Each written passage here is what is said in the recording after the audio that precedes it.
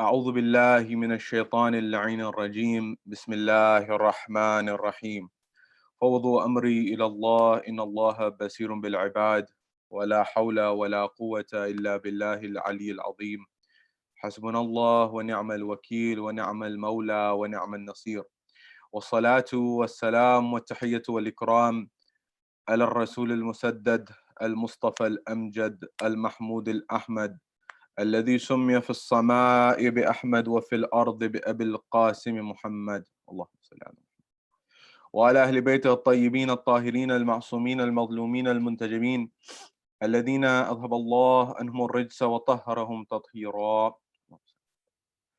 وقل رب اشرح لي صدري ويسر لي أمري واحلل عقدة من لساني يفقه قولي أما بعد قال الله تبارك وتعالى في كتاب الكريم بسم الله الرحمن الرحيم لن تنالوا البر حتى تنفقوا مما تحبون صدق الله العلي العظيم. My respected elders, brothers and sisters in Iman, salamun alaikum jamian wa rahmatullahi wa barakatuh, wherever you may be. First off, a very happy Mother's Day to all of those in the United States and in Europe and throughout the globe. I know it's not the case in Europe, for example, but it certainly is in the United States. And therefore, in Islam, the position of the mother is such that we commemorate and respect and revere mothers all day and at every moment in time. And so may Allah bless all of them, my mother included, and all of your mothers, inshallah. If they are here, may Allah bless them, may Allah grant them long lives. And at the same time, if they have departed from this world, may Allah grant them the highest status in Jannah, inshallah. Having said this, the question that I want to give you at the onset of our conversation is, why me? Why do I have to deal with adversity? Why do I have to deal with difficulty? Keep this question at the forefront of your mind. When we look at our modern world and our modern society, especially the current times that we're going through, that is the time of COVID-19, the crisis of the coronavirus, it has led us to unprecedented times, times which we have never seen before in our lifetimes, times that are very new to us, times where we are in isolation, times where we are in lockdown, times where we are spending times indoors that we're not used to and we have not throughout times. And we've also had to suffer, many of us, economic hardships, that is loss of jobs, loss of wealth, loss of income, loss of business for many people. On top of that, sometimes living with all of these things in a close-knit environment, in the house, with a husband, with a wife, with children, where there's on top of this lockdown and isolation, on top of this not the ability to go out, on top of this economic hardship, it leads to struggle and tussles within the household. And ultimately, when these struggles and tussles emerge, it creates an environment that can be very stressful, very difficult, very challenging for individuals. And ultimately, people come forward and begin to ask the very natural question that people have asked, for instance, the beginning of time, when a difficulty emerges, why me? Why am I suffering? Why do I have to suffer through this? Why is coronavirus affecting me? Why is it affecting my family? Why did I have to lose my job? Why did I have to lose my income? Why did I have to lose my sanity? Why did I have to lose my peace of mind? Why did I have to go through this? And this is a very natural question. And in fact, many a times in our world, depending on the worldview that you have, depending on the worldview that I have, do I see the world in the way that difficulties will be part and parcel of life? Or do I see the world in a way that difficulties should not be in life? There should be only roses in life. There should only be, for example, clear skies and sunshine in life. If I see the world that way and a challenge hits me, how do I perceive it? All of these come to this question that philosophers, theologians, people of faith, people who are not of faith, people who are Christians, people who are Jews, people who are Hindus, people who are Buddhists, people who are Muslims, people who are agnostic, people who are atheists, all have at some point in time reflected on this question, why me? Why did I have to go through this? And why did adversity have to hit me? Therefore, in the brief moments that we have together, I would like to look at this question and analyze it from a few different dimensions. I want to first look at, with respect to this question, what is the view of, for example, other religions and other faiths on this issue of why me and adversity and the problem and the challenges that one may face in their life. I want to then look at what some of the science says with respect to this challenge and how you and I can look at this and get some perspective from the science. I then want to look at the Islamic perspective on this matter and also highlight what were the lives of some of the prophets, what were the lives of the Ahlul Bayt alayhimus salam, and also globally, how is this question of why me and dealing with adversity, how is it pertinent as at a global level? And is it possible that great people had to go through adversity? Great people had to go through difficulty before they were able to achieve their greatness, before they were able to achieve their magnitude in society, as they say. I want you to bear these main points in mind, inshallah, as we go through them, beginning at this very moment, inshallah. Firstly, with respect to the position of difficulty, of challenges, this is tied directly to my worldview. How do I see the world? Do I see the world in a way that everything is supposed to be roses, clear skies, sunshine, and there should be no difficulty in life? Or is it possible that it may be at times days are good, at times days are bad, and we'll have to take things in stride? Or is it that life is meant to be, for example, difficult is life meant to be, for example, painful? And in much of modern self-help literature, that is literature on self-development, on helping you overcome stress, anxiety, and the likes, people who are lay people, not experts, not necessarily people who are psychiatrists, people who are psychologists, not necessarily people who are therapists, they've tried to say that life will be beautiful, everything's wonderful. But one way of analyzing this and coming forward when you look at this is, if you believe that things are going to be always good and things are always beautiful and things are always going to be perfect, well, what happens when you get hit with difficulty? When you get hit with difficulty, you may think that life's supposed to be all perfect. And when you actually get hit with a job loss, when you get hit with a loved one leaving you or a loved one leaving this world, when you get hit with the loss of a child, may Allah protect everyone's children. If you get hit with something that's really difficult and your perception and your worldview was that life is going to be beautiful, and then you get hit with something difficult, what happens? It's as if you fall off a cliff. You begin to think, oh my goodness, my life is over. I wasn't expecting this. Whereas if you begin to say that, no, hold on a second, life will have challenges, life will have difficulties, life will have adversities, financial loss, loss of loved ones, health loss, all of these things may be part and parcel of my life. Well, then if I believe this and I understand that this can happen and may very well happen, and I expect it, well, then when I get hit with a difficulty, it may not be as if I'm falling off a cliff. It may be that, for example, I'm falling off, for example, maybe one story, or I'm falling off, for example, a shorter distance. It still hurts, but it doesn't hurt as much, for example. I say this because in philosophy, there's this view of the Stoics within philosophy. Before we come to the Islamic perspective, we must look at what other perspectives throughout history and society have said. When you look at, for example, the Stoics, the likes of Seneca, the likes of Marcus Aurelius, the likes of these individual philosophers who were there in the Greek and Roman times, their view shifted from others in the past. As Seneca, for example, said, who was one of the Stoic philosophers, he was going through a situation where he was being carted off, where he was being taken away in his final moments. And when he was being taken away to be killed, to be taken away, his family began to cry, his wife began to cry, his children began to cry, as is natural. And he said a very famous statement at that moment when he was being dragged off and taken away. And he looked at his wife and he looked at his children, he looked at his family, and he said, what good is it to cry over a part of life? What good is it to cry over a portion of life? This very moment that you're crying over, what good is it to cry over this very moment? For all of life requires and calls for tears. That is, all of life will have difficulties. All of life will have adversity. And so the same was, for example, true with other philosophers such as Marcus Aurelius and the likes.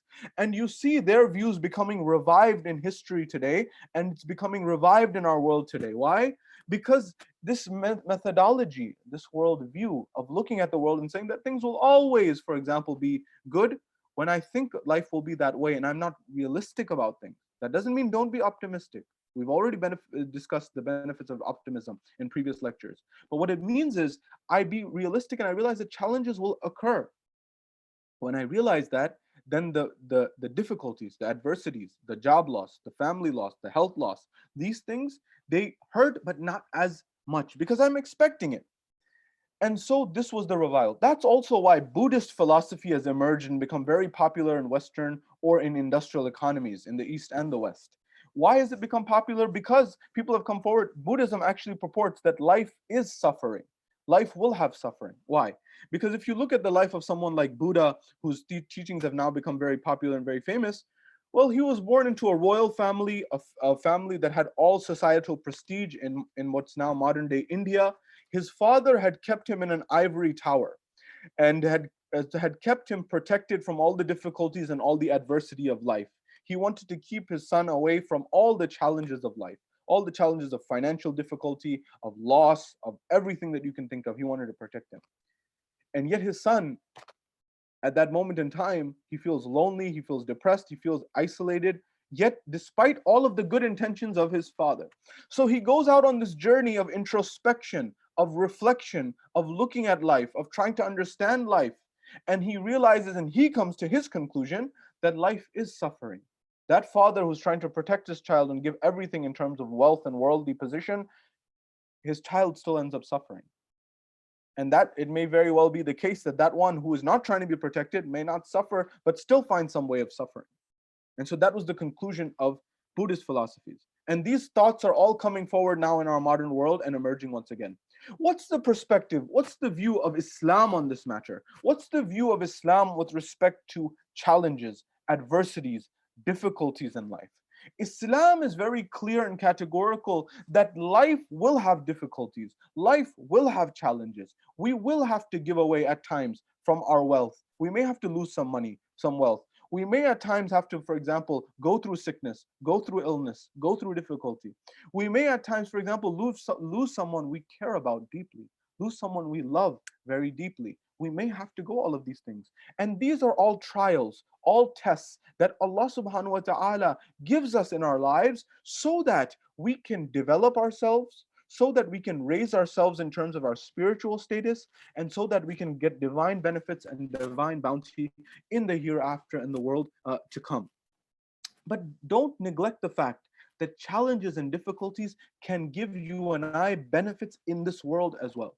If you look at any major thinker, any great person in history, you'll be hard pressed to find someone who has not gone through difficulty in life before achieving greatness in their lives. These are people who are presidents, prime ministers, world leaders, people who are scholars. Everyone, you will notice there is a pattern in life. And that pattern in life is when one goes through difficulty and goes through these dark times, you have the choice and the ability to learn lessons from those difficult times. And by learning lessons, we implement change. And when we implement change, we have the ability to rise from the ashes and rise to greatness. As Joseph Campbell, the philosopher and the scholar of literature, highlights in his book, The Hero's Journey, one of the favorite books of celebrities and the rich and famous and the people who have made it in life from the material realm. He says there's always a journey that the hero goes through from ancient times to modern times and everywhere in between. That journey is going through life and then hitting a slope downwards, a difficult time. And at that moment, when you go through a difficult time, a loss of a loved one, a loss of family, a difficulty in your relationship, losing a child, losing whatever is dear to you, when you go through that, you have a choice. You can continue to go through that, and either on the other side, you go from the bottom to the very top and rise because you have nowhere to go except up, or you stay in the abyss forever. And if you take the chance and take the journey of going upwards, you may find that you will go to and soar to heights that you never thought possible. From a worldly example, you may say, what example comes to mind? Well, in the United States, roughly 100 years ago, just over 100 years ago, there was a president by the name of Theodore Roosevelt. This person is considered one of the great presidents, at least if nothing else. Some of the presidents, such as Barack Obama, has considered him his favorite, for example, his favorite president. And he's considered a trailblazer in many respects. Well, this individual, one day, we're told he was expecting his child. His wife was expecting a child.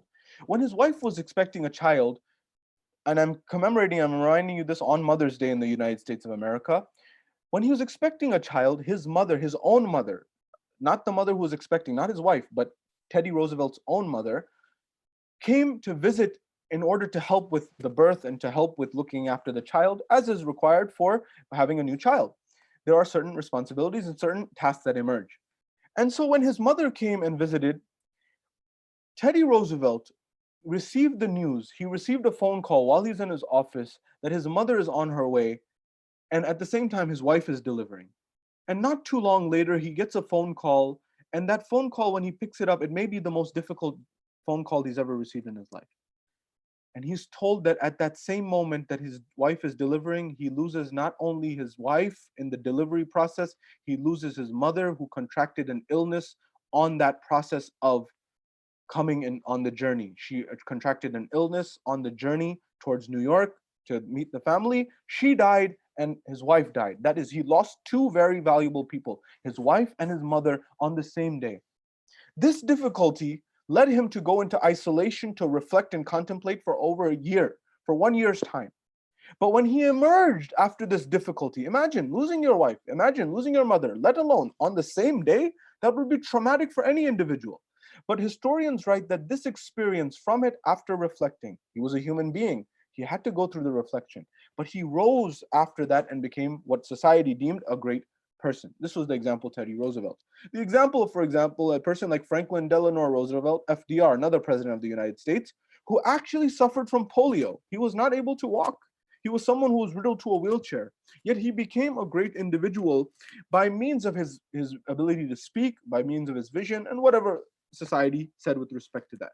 Am I saying these are perfect people across the board? I'm saying no. What I'm saying is that this is what society has said, that great people have gone through challenges. The same is true in Islam.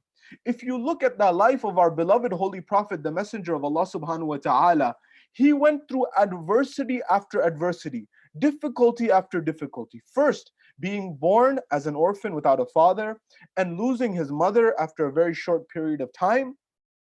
Then going and moving from the house of his grandfather to for example, the house of his uncle, moving from house to house. Then also going through financial difficulty and financial hardship. And beyond that, when he goes and he propagates and he begins the message to share the message of Islam, you find an environment that he is faced with stones and being riddled with stones. Rasulullah is faced with the environment where people are pelting him with stones when he goes for tabligh to Ta'if. When he goes to tell people and invite people to Islam, they begin to ridicule him, they begin to berate him, they begin to pelt him with stones, to the point that when he would come back, Fatima al-Zahra salamullahi alayha would wash off and heal the wounds of Rasulullah.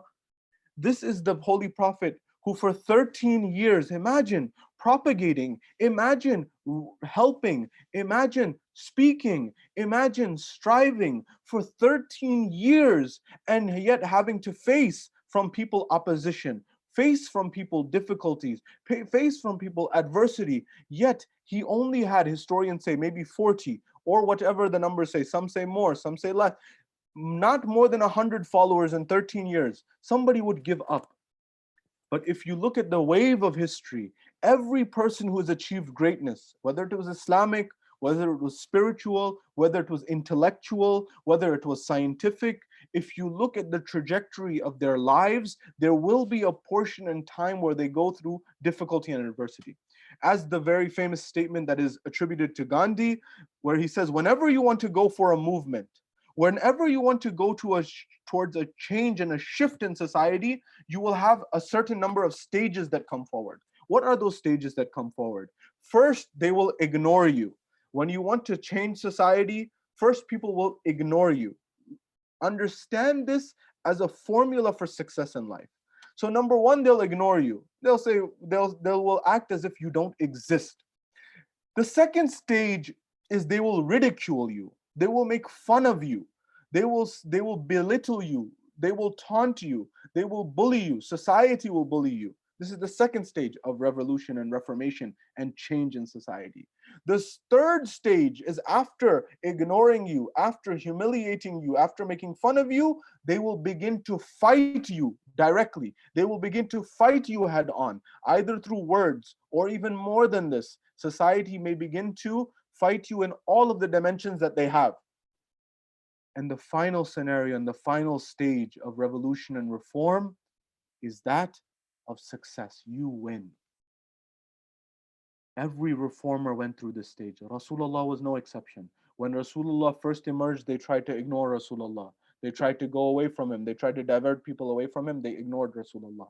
Then when he began to get traction, when he began to say logical things, which he was saying from the beginning, but people began to say what he's saying is making sense. When he began to draw the hearts, draw the minds, and tell people Islam is here to make your lives easier, to make your lives more fair, more just, more equitable, then people began to get attracted. So what did the chieftains of Mecca, of Quraysh do? What did the tribal leaders of Ta'if do? What did the people whose livelihoods and their way of life was being disrupted by Rasulullah's movement? They began to humiliate him. They began to ridicule him. They tried to make fun of him. They tried to make fun of him. They would call him a magician. They would call him a person who was trying to sway the people, and use all types of derogatory terms towards Rasulullah. They would call him Abtar, for example. This was the second level. The third one was where they began to fight him outright. They began to fight him through words. They began to fight him at Badr, at Uhud, and at Khandaq and Khaybar, and they began to fight him outward. And finally, at that moment of the conquest of Mecca, one may say, that when he's there and he goes from Medina back towards Mecca, when he goes back towards Mecca and he has ultimate dominion and control over the people, and they begin to say that, what are you to do with us? He forgives them all. That's true success of Rasulullah. Fatih Mecca. He says, you are the talaqa, you will go free. You are to be given amnesty. You are to be, we will not harm you, we will not hurt you, we will not, where Rasulullah calls it his greatest achievement, where he conquered Mecca without bloodshed. I tell this to the people who call out and say Rasulullah Azam, the Holy Prophet, was someone who was, God forbid, a warmonger. He was far from it. In fact, the last resort was war. In fact, the peace treaty, the pen, is where he tried to solve matters first and foremost. This is the Prophet that you and I follow. But when you look at the lives of the prophets throughout, whether it was, for example, Nuh alayhi salam, Musa alayhi salam, Isa alayhi salam, Ayyub alayhi salam, all the great prophets of Islam, they had to go through difficulty in order to achieve greatness. Not only in Islam, by the way. By the way, you will find this, for example, in Judaism, in Christianity, within that as well. Nuh alayhi salam, in Islam, he had to deal with the difficulties of, for example, his own child. Where in the ark, the water is rising, and that individual is not to be joined within. How difficult must that be for a prophet? That their own child, their own offspring is not being part of it. إِنَّهُ لَيْسَ مِنْ أَهْلِ إِنَّهُ عَلَمٌ غَيْرُ صَالِحٍ. That he has done something that he is not from the right. He's not from the best of people necessarily, for example. These are difficulties and trials that the prophets go to. For example, we're told that Nuh alayhi salam went and did tabligh for 950 years, for example. And through this, he had to deal with the most difficult of people at times. But yet, Allah subhanahu wa ta'ala perhaps was grooming him, was perhaps helping him to get to a greater level in life. You know, when you look at scientific studies with respect to adversity and difficulty, this why me is a syndrome. In particular, it's actually looked at in medical psychology. What type of psychology? That psychology of patients, people who have been diagnosed with an illness, such as, for example, multiple sclerosis, MS, people who have been diagnosed with rheumatoid arthritis, RA, people who have been diagnosed with cancer. When they have these diagnoses that have been given to them by their physicians, you notice they fall into a depression many times, where why me, the thought of why me emerges in the mind. Why did I have to go through this difficulty? Why did I have to go through this challenge? Why did I have to be hit with this calamity, as they're saying? And how you answer this question of why me and why this difficulty happened to me is called creating meaning about your diagnosis, creating meaning about your difficulty. So, for example, someone who's diagnosed with MS, RA, cancer, you name it, that person begins to think, well, why did this difficulty happen to me? And the way that you create meaning around this has a big impact on your level of depression, has a big impact on your level of quality of life. Research, for example, looked at patients in the Midwest who had been diagnosed with multiple sclerosis. And they wanted to see that when the researchers wanted to see when they're diagnosed with this, does the impact and the way they see this difficulty hitting them in their lives, does it impact their long-term happiness 18 months later? And they found that people who were afflicted with a harder level of depression initially, they had even more depression later down the road. And people who were hit with less depression, they had less depression down the road.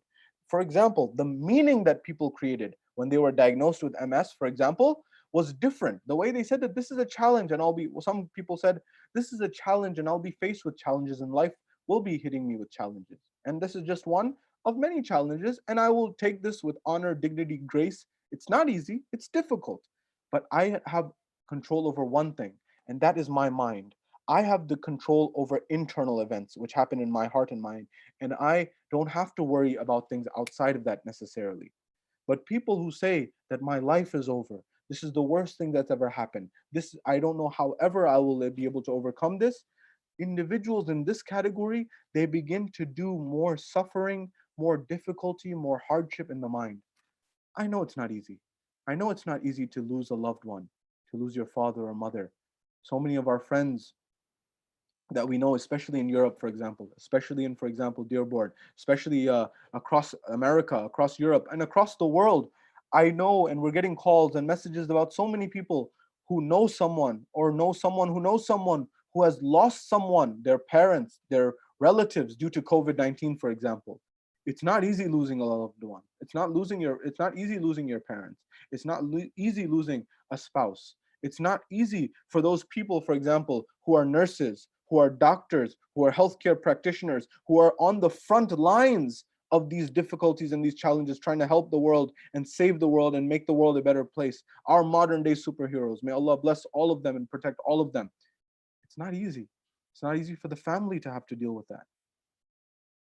But this is what gives people the opportunity to be great, to be magnanimous, to go from the abyss, as Joseph Campbell calls it, to the great levels.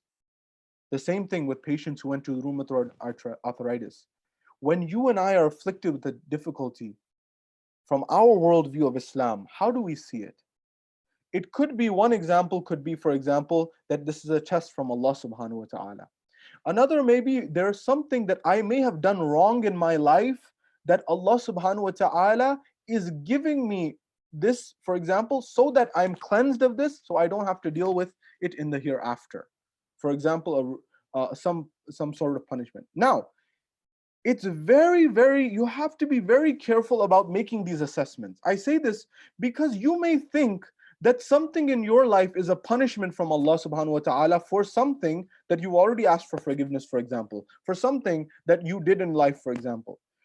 I would implore you and I would invite you to not try to play the position of God, not try to play the mind of God in this position, because you may not understand and know all the variables in the equation. You and I may not know all the different dimensions of the equation. It may be that Allah subhanahu wa ta'ala is simply testing me to raise my status.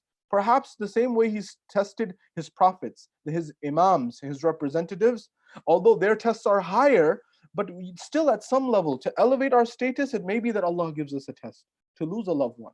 How difficult it is to lose a parent, for example. Is that because I sinned? No, not necessarily at all. I want you to try to protect you from this self-blame game. Don't come forward and say that that I did this and therefore I'm getting this difficulty and challenge, because that can become a downward spiral. The better way to achieve this, the better way to solve this, the better way to deal with this in life is to actually come forward and think about the rahmah and the mercy of Allah subhanahu wa ta'ala. You ask for forgiveness, Allah inshallah will grant you forgiveness for your sin. Beyond that, if you face difficulty, if you have to go through a difficulty in life, adopt this demeanor that this is a trial and this is a test to help me raise in my level. For those people who go into military service, for example, in the United States, in Canada, in Europe, in Australia, or in the East, or in the West, one of the dimensions of the Army, the Navy, whatever X, Y, and Z branch, is going through training that is difficult so that one emerges on the other side a great individual. This is a natural process of life that you and I must go through some difficulty, some challenges in order to realize what our potential is. You may have so much potential in your life that you don't even recognize, and it doesn't emerge because you are not challenged and you are not tested. The coal that is pushed against pressure, against heat, that coal that is dark, that coal that is seemingly insignificant, when it is brushed with pressure, with difficulty, with heat over time, that very coal becomes a diamond. That very carbon becomes a diamond. But it is that difficulty and adversity that makes it such and makes it so. The same way you and I are being given these challenges. We have in traditions from the Ahlul Bayt alayhimus salam, whenever an individual is given difficulty, whenever an individual is faced with adversity and they are given a challenge, they have an option. Either do sabr, either do have patience, or for example, wail and bemoan the situation. Now, no one can blame you if you're having a difficult time and you are wailing and bemoaning, or maybe even complaining to Allah for this. But the tradition says from the Ahlul Bayt, if you have a bala, if you have a challenge, if you have a difficulty in your life, and you are patient, sabr in the bala, that you have patience in this adversity, in this difficulty, there is another adversity, there is another difficulty that's going to come after this. And Allah knows that it's going to come after this in your life. If you have patience with the first difficulty, Allah will protect you from the second one. He will avert the second one. He will remove the second one from your life. Because He will say that you had sabr, you had patience in the first stage of the difficulty, therefore I will prevent the next one to come towards you and harm you and cause you more challenges in life.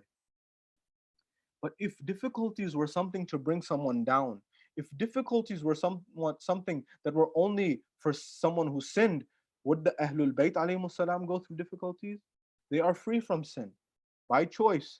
Therefore, it is very clear that the Ahlul Bayt alayhimus salam, Rasulullah A'zam, Amir al-Mu'mineen, Fatimah al-Zahra salamullahi alayha, Imam Hassan, Imam Hussein, and the line and their lineage, for example, if it was the case that someone who goes through difficulty is not a good person, God forbid, if someone who goes through difficulty is not a great person, why would they go through this difficulty?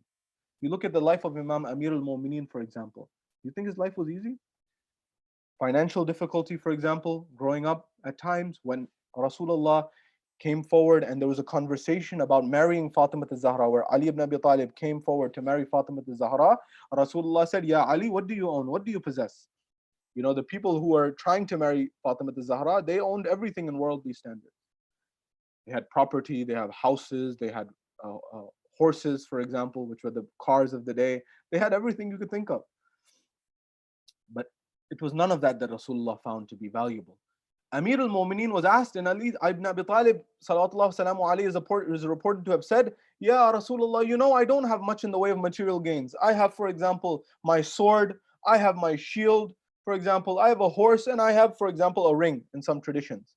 At that point in time, when he's told this, Rasulullah says, for example, he says that with respect to the sword, Islam needs this. You have served Islam and will serve Islam with this.